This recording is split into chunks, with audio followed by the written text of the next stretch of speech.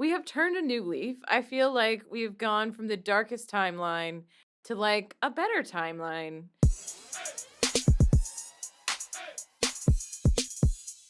Welcome to episode 28 of the Humanist Agenda podcast. My name is Kenny, My name is Rory. And I'm Sherry. and today we're going to do a year-end review. We're going to be talking about some of the past stories of the year and maybe talk about some of the impacts of these stories. And for my story, at least, it's kind of one of my most, not a favorite story, but a more interesting story. But why don't we start with something familiar that we've talked about before?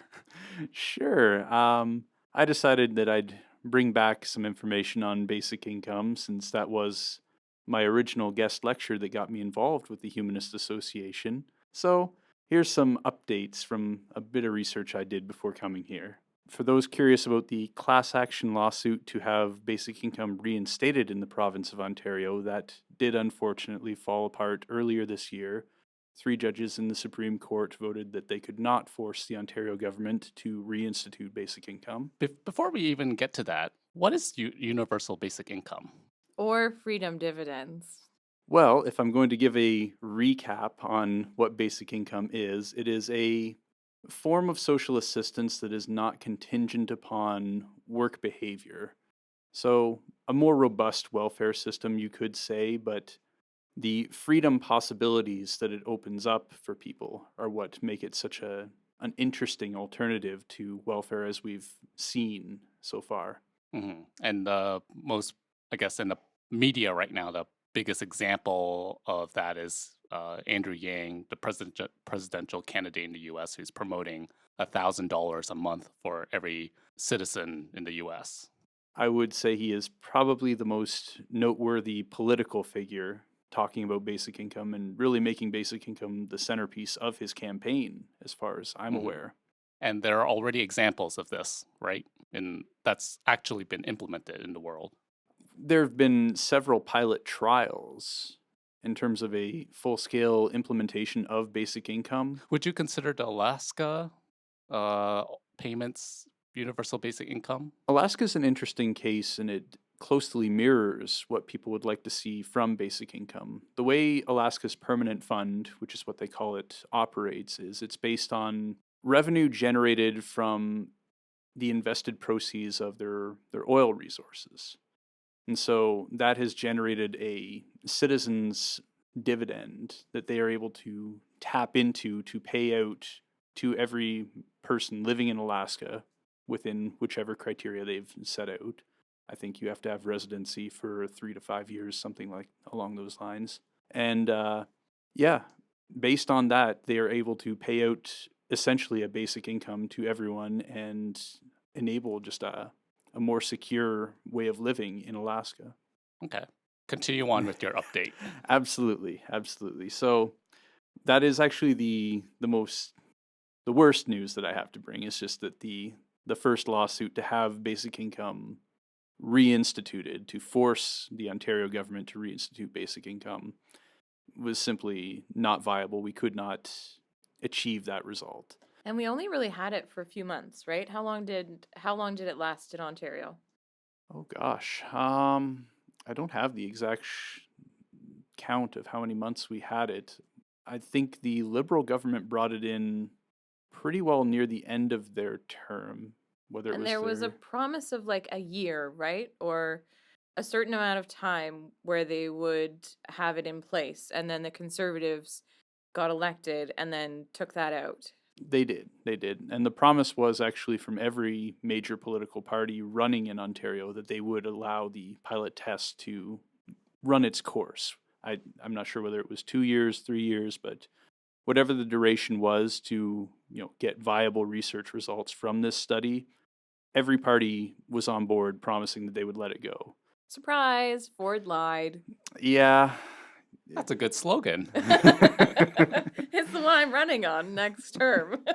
Well, speaking of candidates running, this might be a good time to plug someone who I just recently met at a London Central Library event that was hosted by Basic Income London, and that's Alan Tejo, who is a Liberal a candidate running for the leadership of the Liberal Party here in Ontario.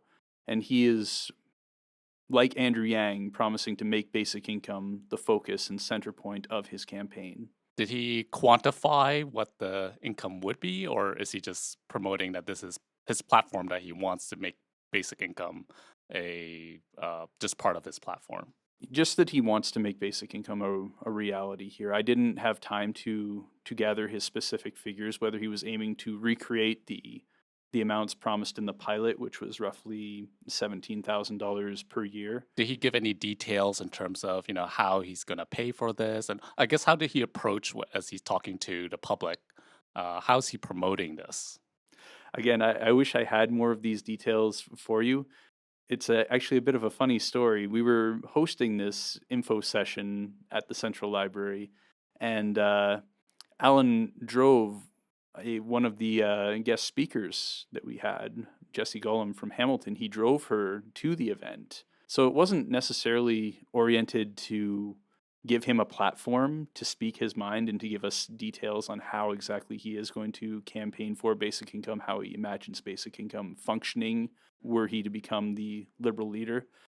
All I know is he is in support of it, and he is a potential candidate running for leadership. Okay. So it's starting to gain some momentum. At least people are starting to talk about it. Yeah, someone to keep your eye on, and a topic to keep your eye on if more parties and party leaders begin to incorporate basic income as a major running point in their campaigns. So, but I also wanted to talk about the other major legal action, which was the class action lawsuit running out of Lindsay, which was one of the test sites, that is suing the government for damages for the cancellation of the basic income program. So not seeking re-implementation of the program that was pilot tested, but just suing them for the abrupt cancellation, which obviously created enormous disruption in people's lives. Mm-hmm. So that's in the works right now? That is, that lawsuit is set to hit the courts in June of 2020. Okay. And a few different websites are quoting the amount in damages they're seeking at somewhere around $200 million. I'm assuming it's something like the amount of time left that they had to, that they basically missed out on those payments. I would imagine that's roughly the calculus of Probably. participants times amounts they were deprived of. And adding in like lawyers' fees and stuff as well. Because 200 million sounds, like this crazy number, but then when you add up the amount of money that they lost and then the lawyers' fees and all of that, like there's probably a lot of money involved. Oh, and certainly, and if you incorporated damages from life disruptions, like there's all kinds of stories out there. One I just read off of, I believe it was the Expositor, was of a father who was feeling confident with his basic income to get braces for his children. And so he was ready to put the down payment down and get the process started, and then whoops, abruptly basic income's ripped away from him. And as we all know, poverty, one of the worst things about poverty is it charges compound interest. And so a lack of braces for his kids today might mean more expensive oral surgery down the road. Things just get more expensive as you let the problems accumulate. Mm-hmm. And once those braces are on, they're on, like you have to pay for them to be maintained and then come off. So I mean, lucky that he didn't get them on, but like not lucky because now he has his kids without braces. Yeah, I'm no lawyer. I don't know much about the law, but it honestly does feel like this is a long shot. Long shot because I would imagine if I were a government lawyer setting up this program initially, I would have made sure I had an exit clause in there. Maybe. I actually hope Kenny's wrong about this, but you could be onto something. To me, I mean, I'm just trying to think practically here. Like, if I'm running a government program, I need a way. If I run out of money for a program, I need to be able to get out of it. Mm-hmm. Maybe they just didn't expect to run out of money for it, and especially because all of the parties agreed to it during the election. Even if the Liberals didn't get back in, they would still have this money going towards this program. Becomes a really interesting issue because you had a liberal government who issued these, whether they were contracts or however people signed on to the study. but then you have a conservative government canceling it, and Mhm. I don't know how. Although, if I were also on the Liberal Party, I would think ahead in terms of if I'm going to lose, I'm going to make sure I try to screw the next person. Leave them no way out of this. Maybe there won't be an exit clause in that particular case. Well, be that as it may, I also wanted to highlight or address one of the principal complaints that I hear against basic income. And I'm going to do that in a way that challenges the work disincentive talk by addressing the fact that a lot of the people who benefited from basic income belong to an ever-growing class of people within the working poor, people who have a job, but it's still not allowing them to reach basic income for their basic necessities. And of course, this is being exacerbated by the recent decisions of the Ontario government, including the elimination of legal aid for all immigrants and refugees, cuts to the Toronto public health sector of about $1 billion, changes in the criteria for ODSP, this one directly impacts basic income recipients, changes in the criteria for ODSP that move more people into Ontario Works, which of course means less money, and the statistic from the food bank that users with jobs have gone up roughly 27% in the last 3 years. Just to point out that it's working class people and people with a job, not layabouts who are hanging out just collecting welfare, who needed basic income and who are suffering with its removal. I think this hits London particularly really hard because I know that we have such an issue with housing right now and finding affordable housing. And it's, even though you have a job, it's still really hard to be able to afford to live. Like it's tough. We just bought a house. Me and my wife just bought a house, and our mortgage payments are so high. And what we purchased was like a semi-detached. And so in order to even afford a house, it's just insanity, right? Imagine having a family and Mm-hmm. yeah, all of that. Yeah. So for me, like the most convincing argument for me that really kind of swung me over to the Freedom Dividend camp was Andrew Yang's rationale for it. I mean, his rationale is to actually view this as a dividend. We sell our data, we essentially provide our data for free to lots of tech companies, and these tech companies have profited from our information. And essentially, in exchange, we should be getting a dividend from that information as we've built up this huge monopoly in the tech space. So when I kind of think about in Canada, I mean, we also have a lot of these tech giants in Canada, like Google and Facebook, and there are certain industries that have benefited from our industry from our information, but we haven't really seen a return of that. So That's really interesting to me, and now it's becoming clearer why you highlighted the Alaska case. Is you're seeing information as the resource that people should be able to tap into to receive a dividend. Is that the Yang argument? the Yang argument is we've given our information for free, but we didn't see a return because these companies are profiting from our information for free. So in exchange, we should be getting a dividend from them. So to me, that's compelling to me, and it kind of eliminates any sort of it eliminates the argument around people might use the money and be disincentivized to work. It's really about what's fair because we technically have given up something for free and we should get something in return. Yeah. Is the argument not that we get a service in return? So we get like the use of Facebook in return for free without having to pay to subscribe? Sure, we do that, but I think it's disproportionate in terms of the amount of value Facebook has generated and Google has generated. I mean, we are creating millionaires out of our information, but what are we getting? We're getting memes. The other day, I got a letter in the mail from a company I've never heard of. So, number one, they have my full name. Number two, they have my address. Number three, they knew my birth date. So I feel like I should have got at least $50 for that.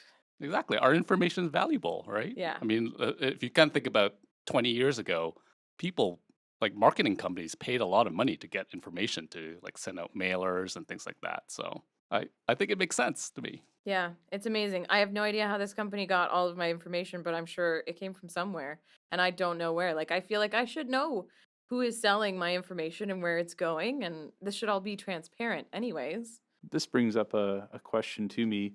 Learning from you and your knowledge of the Yang campaign as I go, um, does he imagine this then as a tax on wealthy tech companies? Is that how he He intends to he finance? he intends to finance it with a value added tax.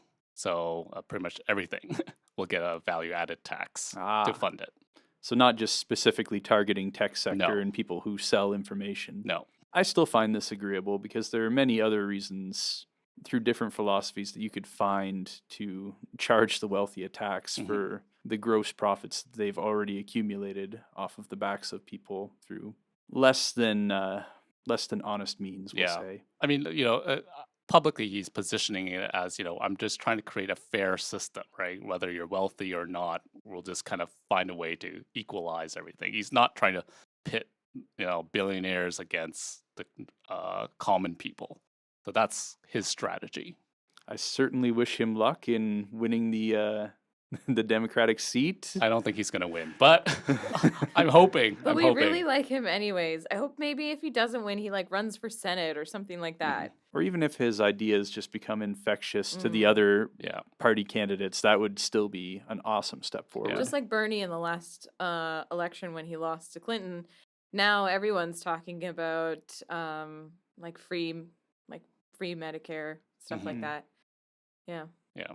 I really hope I'm wrong. I really do, but it seems like it'll be very difficult for him to get top spot. But he's been slowly gaining. Like he's still in the debates while other people have dropped off. So Who are the main candidates now? Is it Bernie and Elizabeth Warren? so right now it's Biden, Bernie, Elizabeth Warren, Pete Buttigieg, and then everyone else.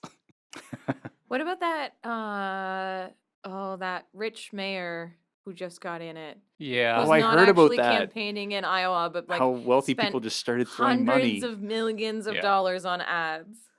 Yeah. Well, I mean, there are two billionaires Yeah, I in know. the race, right? It's hard So to define which one. yeah, but so I'm actually not opposed to billionaires running because to me, ultimately, it's the people that will vote and need to decide, and people are gonna know they funded it themselves. So I think I would just let the people decide. People voted in Trump. I don't trust people. I know, but listen, I've always said this: democracy doesn't work. But what are you gonna do? That's true. You have said that multiple times on this podcast before. Anyways, shall we move on to something else? Yeah. Let's, before Well, it gets any darker. I know. We can segue from Freedom Dividends into my economic conversation. Absolutely. So towards the beginning of this year, I was teaching a grade 12 university course, and my students were doing research papers on families on like a topic of their interest. And one of the kids in my class wanted to research about women in sports and how they have families and how they can afford to have families and stuff like that. I found it very interesting. I didn't think about the financial burden that it causes to be a pro athlete and also have a family. It's just something that never crossed my mind. I'm not a sports person, so this topic is a little out of my league, but I found it very interesting. So did you guys hear about how the U.S. women's soccer team won the FIFA World Cup? Yes, I did. I did. Yeah, it was a big story, right? Mhm. Because at their matches, people were chanting equal pay. Mhm. Yeah, I found that's when I got into it. I was like, wait, what's happening?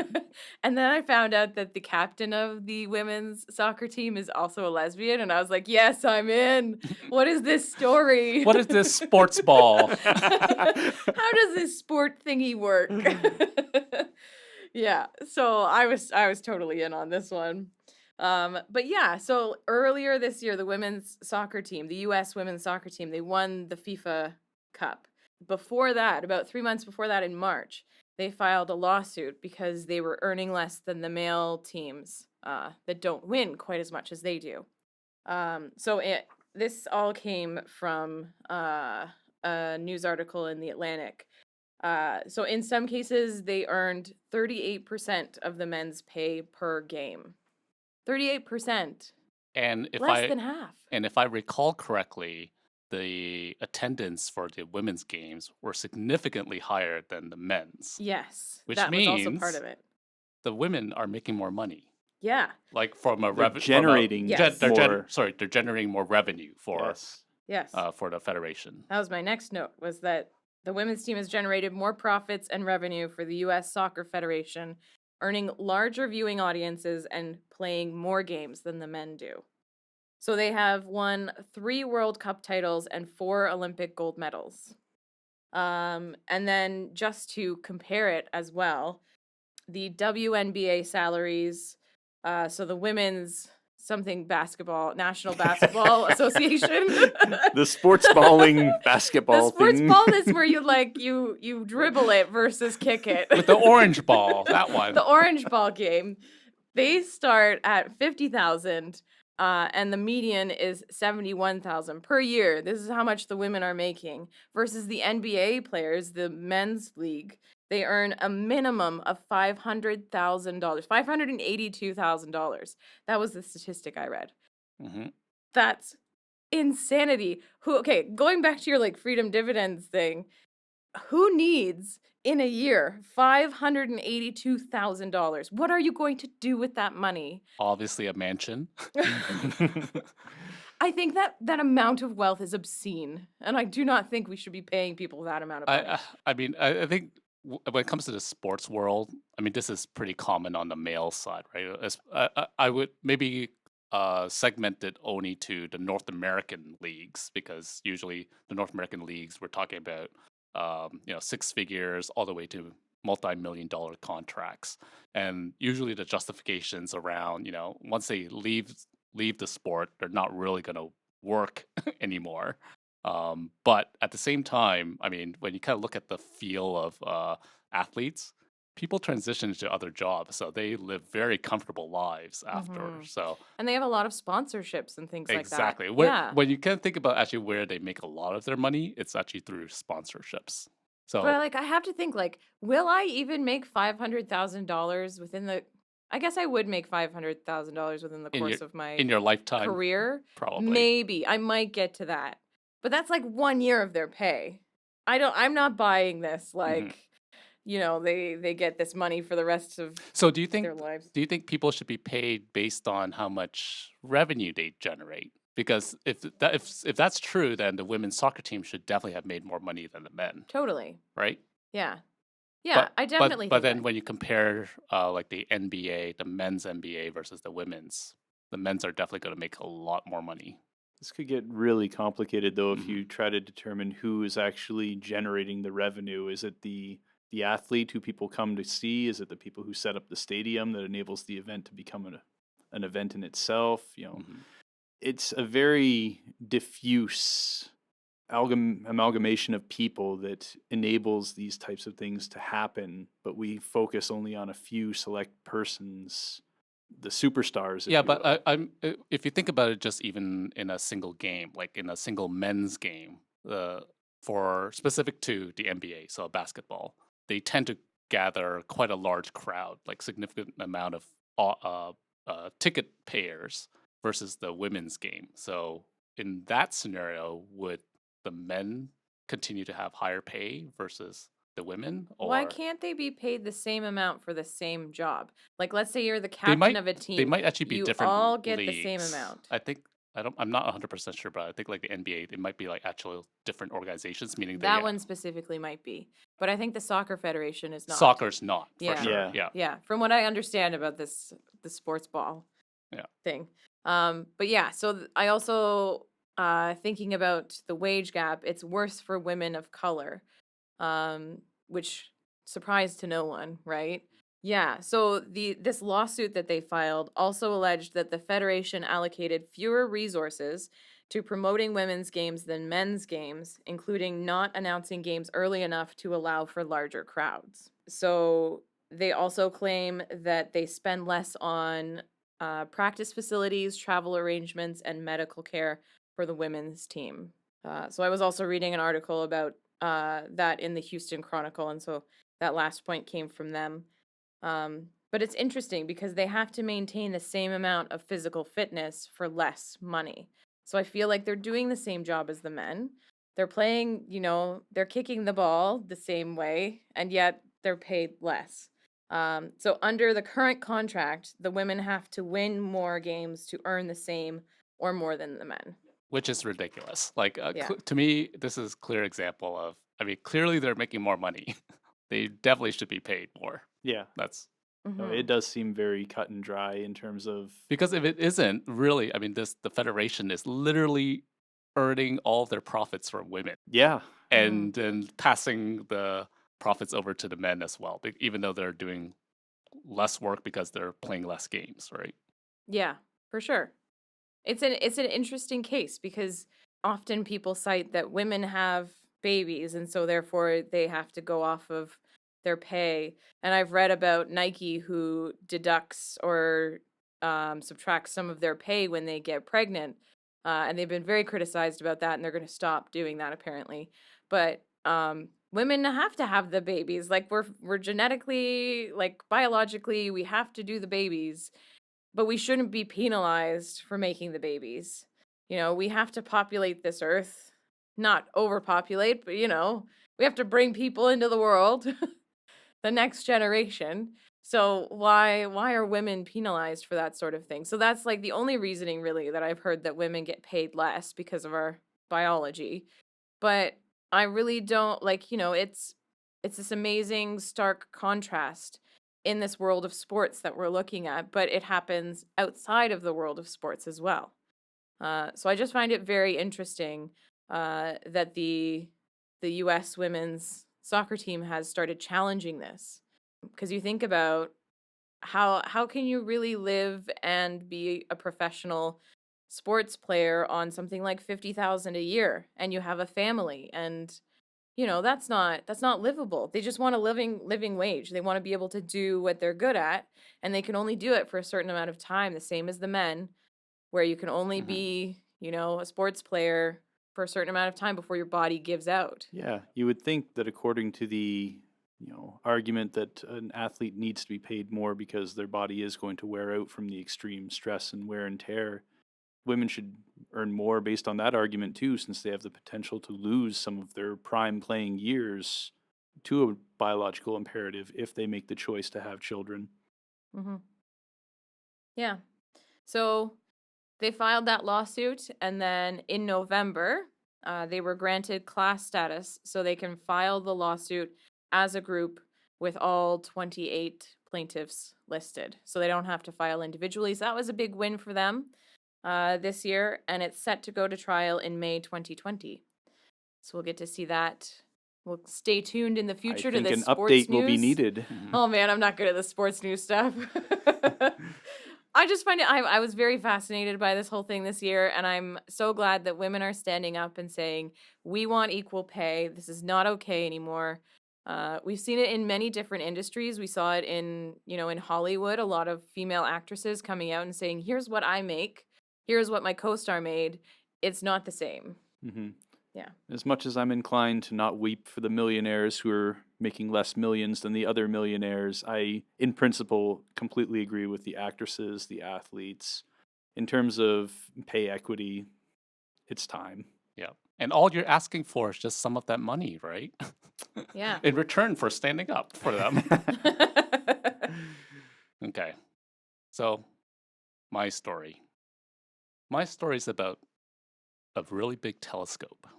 And this telescope is called the TMT. It's the 30-meter telescope. Very creative name for the telescope. The telescope is 30 meters wide. So if you kind of think about it, I believe like the Hubble telescope's only maybe 2 meters, something like this. So this telescope is huge. It is massive. How do you even, okay, this is going to sound like a stupid question.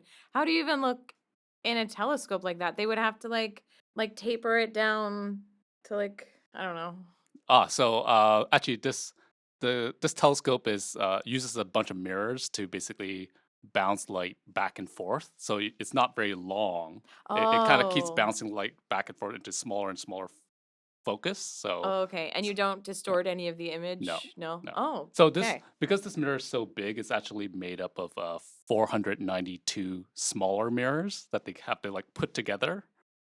And then Wow. it's the combination of all these mirrors that can move individually as well, that can kind of bend the light to where it needs to be. Wow, that's really cool. Yeah. I find, yeah, I don't know much about science, but I love science when I hear about it. Yeah. So this telescope is they're hoping to build it on a mountain in Hawaii on Mauna Kea. But it's recently, not recently, but over the past year, it's run into some problems. They haven't started building it because there's been a lot of protests from the indigenous natives of Hawaii. Uh, so the indigenous natives believe the mountain is a sacred mountain. They currently have a few telescopes on the mountain already, but essentially the natives are, or the indigenous people have decided, that's it. No more telescopes on this mountain. The reason why this mountain is so important, at least for astronomers, is because it is way above the cloud line. So there's a very clear sky above this mountain. They need these clear skies in order to, peer into the universe. And it's also on the northern hemisphere of the world. So you can see the sky in the northern hemisphere. There's a equivalent very large telescope on the southern hemisphere. And so that telescope can see the sky in the southern hemisphere. So they really need a telescope on the northern hemisphere, and their top preference is to have this Hawaii site because the sky is just very clear. It's very, very high up, so it's absolutely pristine. So obviously, scientists went through their process of trying to get approvals, but indigenous people did not want them to build, and there were lots of protests, and they brought in a lot of celebrities to try to increase the awareness. So pretty much they did a polling about a year ago in terms of the amount of people that would support building this telescope. At about a year ago, 72% of native Hawaiians supported the telescope. They said this is great. But given all of this negative press and this attention, as of now, the polling says it has dropped down to 27% support. Wow, that's a significant drop. Significant drop. So it really does bring up an interesting question because the only reason why there's this resistance is because people feel, the indigenous people, which obviously this is their land, feel like this mountain is sacred land and no one should be building anything on it. They believe, there's a lot of spiritual meaning for them.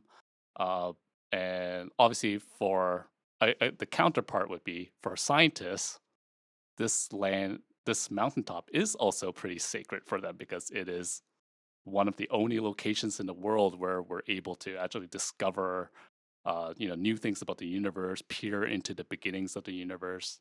So this is a very interesting challenge because you're fighting two groups that really believe this is important to them, this particular mountaintop. So yeah. It's such a tough issue because we have taken so much as colonizers, we have taken so much from the indigenous people. And we're like, hey, let's just have this one more thing. Like, it's Mhm. always this one more thing. And let me give you some stats in terms of the native population there. So in Hawaii, in 1778, there were about 690,000 native Hawaiians there. By 1920, there were only 22,600 left. Huge population decrease It's sad, yeah. from the various diseases that Europeans brought over, etc. So, I mean, there's a lot of historical context, right, about the colonization of Hawaii. But at the same time, it's, there are a lot of universities and like educators in Hawaii who are trying to kind of plead their case.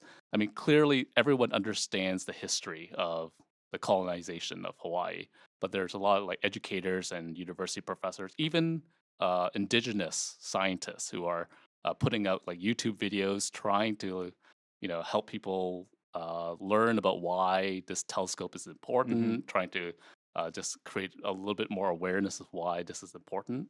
I But don't wish yeah, to. I would love to know more about the viewpoint of the indigenous people and the sacredness that they assign to this mountain, because I really don't want to come off as insensitive for finding myself instinctually siding more with team science on this one. A telescope to me, it's not quite the same as, say a pipeline or a dam or something that could cause some environmental disaster that could ruin a plot of land. mhm. A telescope is relatively benign in that regard. It's very passive because it sits there and it collects light. That's all it really does, Yeah. right? People have to go up to it though and Hmm. read the data, and so you've got like foot traffic as well. Yeah.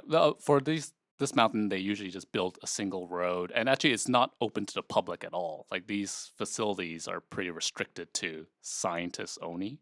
And it's also not like a scenario where you could even say it's some kind of like aesthetic, like basically somehow the telescope kind of ruins the view of the mountain Hmm. because there's actually the reason why it's on this mountain is because it's above the cloud cover. So usually cloud cover kind of obscures the Hmm. mountaintop. So even when you're down below, you're not really going to see the This telescope is at what all. makes me even more curious about the indigenous view in this Hmm. case. Like, in what way is the addition of Oh, this telescope yeah. so much?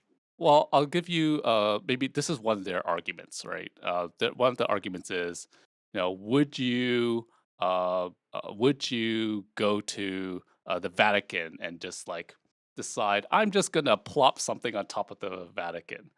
So that's kind of their This is a question comparison. you shouldn't ask me I because I I know totally would. exactly, but that's the thing, right? For me as a non-believer, I don't really care if Yeah. someone decided to put a telescope on top of the Knock the Pope's Vatican. hat off. It's not going to bother me at Yeah. all. That's I mean, obviously I'm biased, so Hmm. I recognize I'm biased I in feel my like you're opinion. probably in the same position as me then, that we recognize we have this pro science bias, and so we're trying very hard to be sympathetic to people who are still clinging to the sacredness of things. Absolutely. So definitely, I acknowledge my bias, and so Neil deGrasse Tyson has his opinion, which I'm more aligned with his opinion in terms of. I mean, he believes that okay, somehow the native Hawaiians need to make the decision, the ultimate decision, because it's their land.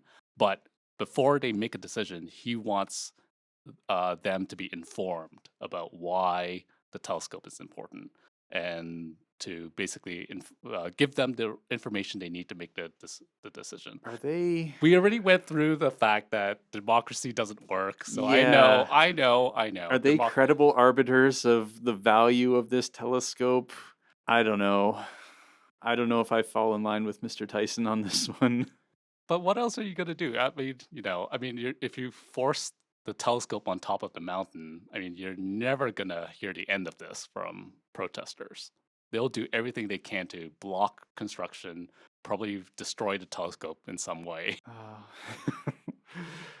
I wish that we could I don't. all just agree on the advancement of science and how it's not an affront to sacred Mhm.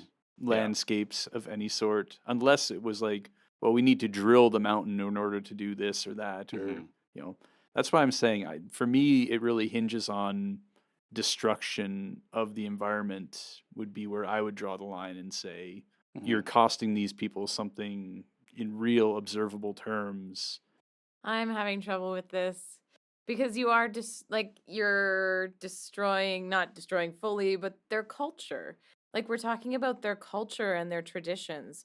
And this mountain is a part of that culture and traditions, right? We as colonizers have done that for hundreds and hundreds of years, thousands of years. And to keep doing that to them, like I don't know if there is a price that we could pay to keep doing that to them.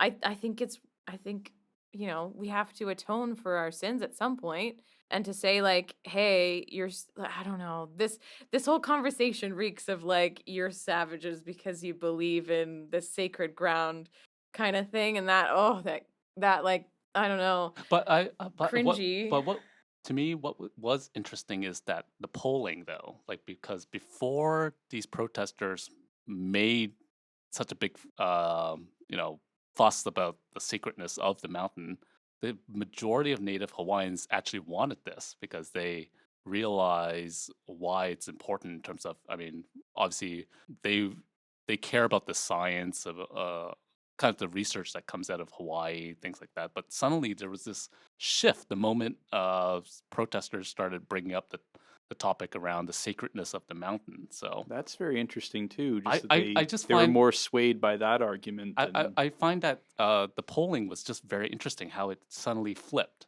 By Native Hawaiians, you mean like the indigenous communication? Indigenous, yeah. Okay. So this polling was done for spoke to indigenous Hawaiians. Okay. When it actually comes to the total population of Hawaii, 64% support the telescope. So this and total would include Caucasians, Asians, everyone.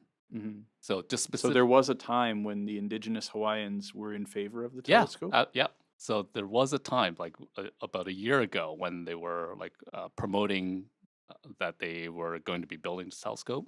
They did a polling on natives, well, the whole population, but it was just very interesting that majority of natives at that time supported the telescope. Mm-hmm. Do you think it was level of information? Like they just were like, ah, whatever. And then Well, all of a sudden they realized it could be whatever because there are already telescopes on that mountain. Like there are, if I'm correct, it's around like 20 telescopes there already. And what they're planning on doing is they're actually planning on decommissioning 5 of those telescopes in order to build this new one. So, it would be interesting to know sort of what changed their minds. But I don't think we're entitled to that information. well, to me, ultimately, I mean, none of us here will make any decisions for Well, no, them, of course. anyways. But for me, this is just around trying to think through kind of the rationale around like if you were the decision maker, like how would you actually appease the masses? So I don't know. To me, I've been trying to think through this like logically, but I will acknowledge my bias is very strong in this case. So Mhm. Yeah, what do you even give people that you've oppressed for many, many well, many definitely years? reparations. That's for one. So Is that even enough? I don't know. I don't know. It's well, such a it's tough. something. I mean, Yeah, to me, I mean, yeah, it's it's something better than nothing. I don't know. I don't know. It's a tough. I know that you come at this from a very logical, very rigid like standpoint of science. And then I come from a place of, the native perspective of that sort of thing. So I don't know. It's a tough situation, I think. I really want to learn why a telescope is such an affront to the sacred. I think that'll be a very interesting thing to learn more about. So if anything, I'm the ignorant one in this case so far until I can gain well, more I information. can see why. I mean, it's if they believe this mountain is sacred. I mean, you're essentially trampling on their sacred. Yeah, but there's no part of nature that is untouched by man at this point. So Unless this is where they have their ceremonies, like specific ceremonies. It isn't. above the cloud line does sound very high up to It's be really high up. So routinely yeah, going there yeah, for any kind yeah. of rituals. Fair. So, but to me, I mean, this is not the problem, but this is why like I don't have very strong association with religion or these spiritual beliefs because Christianity believes the Vatican is the holiest thing in the world, but the indigenous people believe this mountain is the most holiest thing in the world, and to me, it's kind of just it's equivalent, whether it's man-made or not. I mean, they view it as the most sacred thing to them. Mm-hmm. But that's why I also have my own biases because I also don't care about the Vatican. Yeah. Kenny would build a telescope in the Vatican Of course. or And anywhere else, yeah. but of course, then you have to factor in the history of colonization, as I know Sherry is feeling very strongly at the moment. I also have my own biases, obviously. Like, so my family researched our like family ancestry and found, Aboriginal, Native Canadian bloodlines, and that was taken away from us. So Indigenous status was taken away from us when like my great grandmother married a non-native man, and then the government had put in place these laws where a woman couldn't marry outside of her native status and keep her native status. And so like I just think about, what that must have been like and how much was taken from the native people. And like now we just keep asking for more, and it just seems yeah. So so I'm biased as well, right? Like I think about, my family history, and I think about, what we as Canada have done to the Indigenous population, the First Nations people. Like, yeah, it just hits me the wrong way. I don't know. I really think we should talk about reparations one day because Yeah. Okay. I find it's a very interesting topic. I'd have to learn more about it, I Yeah, think. Yeah. we'll talk about it maybe in a different episode. That would be a But good topic, I yeah, think. and I only bring this up only because I don't know. Have you guys watched the Watchmen, the TV show? Not the Oh, not TV the show. TV show, no. Okay, so Is it any good? Should I it's watch it? the most amazing TV show I've ever seen this No, year, stop it. and Did you watch what was it? The guys, Oh, The Boys? the boys. Yes, That was a good TV show. yeah, I watched The Boys. Okay, it's better than that. It's better than The Boys. Ooh. Oh my So, goodness. but basically, I won't give you the full storyline because I think you need to watch it and kind of experience it. But the Watchmen starts with a scene in Tulsa, Oklahoma, in I think 1921. This was the. Do you know about Black Wall Street? So No. basically, in Tulsa, there used to be this very rich black community, and unfortunately, some white supremacists decided to destroy that city and basically decimated the community. I just hate people. And and it basically starts out that way. And so the Watchmen's a alternative history kind of show. So it kind of it's not it basically doesn't follow our history. It's an alternative history kind of TV show. So in this alternative history, there were reparations as part of it, and I think it's a very Oh. interesting story as it kind of continues on. But anyways, it's Oh, so it has nothing to do with what I thought it was, which was the superhero. oh, it is superheroes. Sorry. Oh. There- Okay. there are superheroes, but there are also reparations. I'm so confused. But there are also reparations. So, Okay. Yeah. But the reparations part isn't it's part of the show, but it's not like the most core part of the show. But it's very interesting because the writer of the Watchmen TV show, the reason why he actually decided to go down, develop this TV show was because he read a article about reparations, and he learned about this massacre at Tulsa, and he kind of weaved the massacre as part of the story, and it's Well, that is it's a neat, very very interesting. rather And- bold story to integrate into a superhero and series. I think Mm. I mean people do need to learn about this massacre. I mean it was a pivotal moment in history, and it does set to me it sets a pretty good case. There's a associated article with it, and it does set a pretty good case for reparations. So, but we can talk about that in in the another reparations episode. episode yet Exactly. to come. Exactly. I think that would be a good episode. I think we should do it. Okay, so shall we wrap it up? Oh, are you sending us on a good note for the rest of the May- year, please? Maybe a funny note. I don't know if it's good. Oh, But- okay. Okay, so this is from Albert Einstein. Two things are infinite: the universe and human stupidity. And I'm not sure about the universe. Yes. That's a good one. That's a good way to start 2020. Yeah. It's going to be a better decade. I promise. So, I can't promise. I don't know. well, onwards and upwards. Happy New Year, guys. Happy On New to Year's. 2020. How exciting. We lived this long. And we're still alive. Yeah. Wow, amazing. Maybe not for much longer. We'll see how climate change goes. We'll be fine. We'll be fine. We'll be broadcasting from a bunker. We'll be good. Okay, so signing off. Thanks, everyone. Bye. Bye. Happy New Year.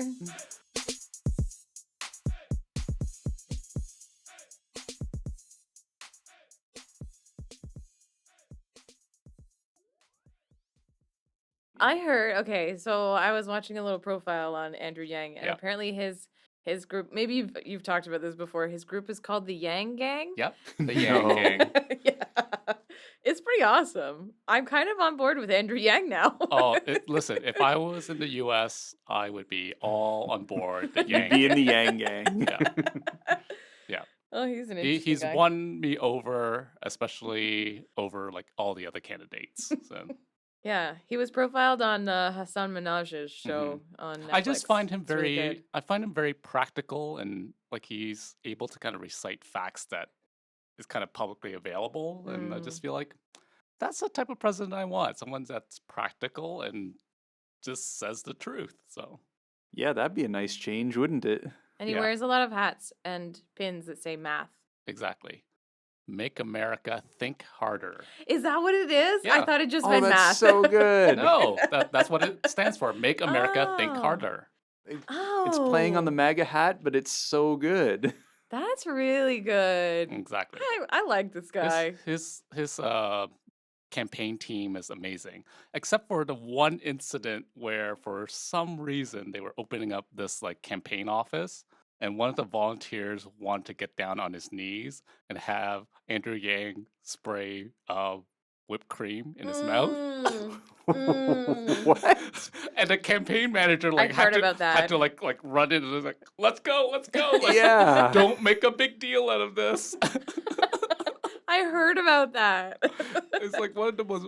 Oh, anyways, but I mean, stupid things happen, right? During campaigns, but He's just a fun guy. I just really Yeah. like him. he just says yes to things. Like, Yeah. okay. Whipped cream on my kneeling guy? Sure.